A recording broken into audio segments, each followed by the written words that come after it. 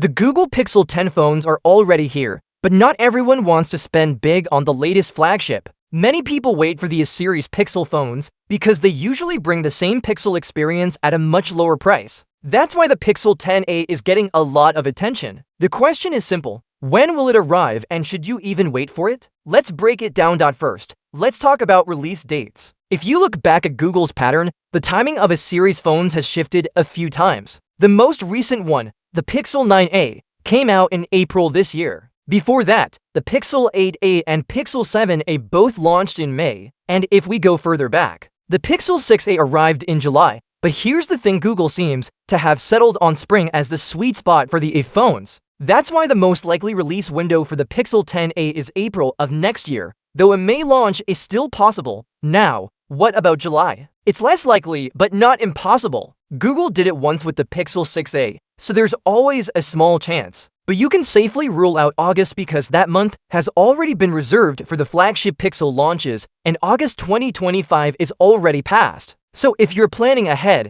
circle April and May on your calendar for the Pixel 10a. The Pixel 10 itself launched in August this year, just like the Pixel 9 launched in August last year. That timing is important because it shows us the pattern. Pixel 9 in August, Pixel 9a in April, Pixel 10 in August. Pixel 10a most likely in April 2025. Google may stick with this cycle going forward because it gives people a clear 6 to 8 month gap between the main flagship and the budget model. So if history is any guide, April is the most realistic release month. May is still possible, and July is the long shot. That's the timeline we're looking at. Now comes the bigger question. Should you even wait for the Pixel 10a? Normally, the A-series phones are a great deal. You get the Pixel's clean Android experience, good cameras, and Google software support at a price that's much easier on the wallet. But with the Pixel 10a, there might be some issues worth thinking about. Leaks suggest that the Pixel 10a could be powered by the older Tensor G4 chip, instead of the brand new Tensor G5 found in the Pixel 10 series. And this is a pretty big deal. Why? Because Google's latest AI features, the ones they hyped up at the Pixel 10 launch, need the Tensor G5 to run smoothly. Without it, the Pixel 10a may miss out on many of those AI tools that are supposed to be the future of the Pixel experience. That means the Pixel 10a might feel outdated the day it arrives. It could be underpowered, less capable, and overall not as exciting as people expect. Now, leaks aren't official. Nothing is final until Google confirms it. But if these details are true, then waiting for the 10a may not be the smartest move.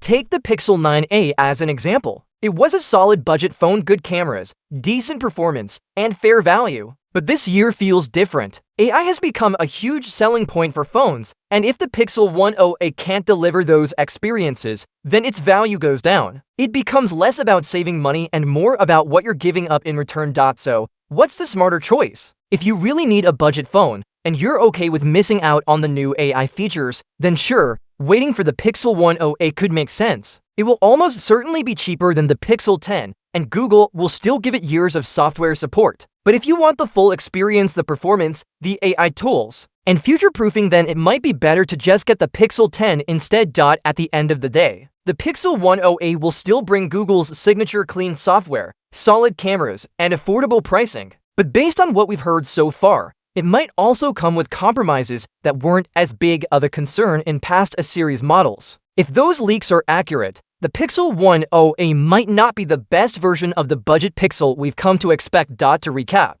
the Pixel 10a will most likely launch in April 2025, with May as a backup possibility and July as a long shot. The phone may use the older Tensor G4 chip, which could limit its ability to handle new AI features. That means it might not offer the same leap forward as the Pixel 10. So, the choice is yours. Wait for a cheaper phone with possible limitations, or go for the flagship Pixel 10 now and enjoy the full package. Either way, it's clear that Google wants to keep both budget and flagship users happy. The only question is whether the Pixel 10a will live up to expectations, or if it will be remembered as the compromise that wasn't worth waiting for.